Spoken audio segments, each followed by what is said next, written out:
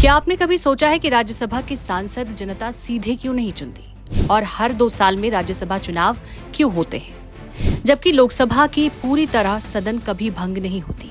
दरअसल हाल ही में election commission of India ने राज्यसभा की 24 सीटों के लिए द्विवर्षीय चुनाव कार्यक्रम घोषित किया है। ऐसे में समझना जरूरी है कि राज्यसभा की संरचना क्या है, चुनाव कैसे होते हैं और इसका कार्यकाल कैसे चलता है।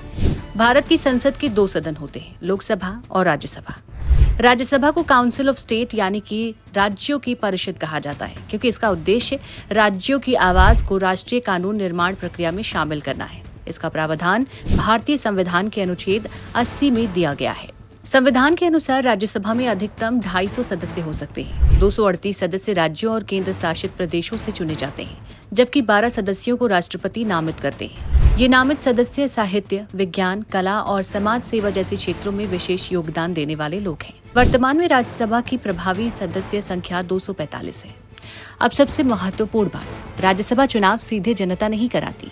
लोकसभा चुनाव में जनता सीधे सांसद चुनती है, लेकिन राज्यसभा के सांसदों का चुनाव राज्य विधानसभाओं के निर्वाचित विधायक यानी कि एमएलएस करते हैं। इसे अप्रत्यक्ष चुनाव या इनडायरेक्ट इलेक्शन कहा जाता है। इसका उल्लेख अनुच्छेद 80(4) में मिलता है। राज्यसभा चुनाव सामान्य बहुमत से नहीं होते, बल्कि एक विशेष प्रणाली से कराए जाते हैं, proportional representation by single transferable vote यानी कि एसटीवी प्रणाली। इसमें विधायक उम्मीदवारों को प्राथमिकता के क्रम में वोट देते हैं, पहली पसंद, दूसरी पसंद, तीसरी पसंद। यदि किसी उम्मीदवार को आवश्यक कोटा से अधिक वोट मिल जाते हैं तो अतिरिक्त वोट दूसरी पसंद के आधार पर ट्रांसफर हो सकते हैं। इस प्रणाली का उद्देश्य ये सुनिश्चित करना है कि विधानसभा में जिस दल की जितनी ताकत हो, उसी अनुपात में उसे राज्यसभा की सीटें मिले।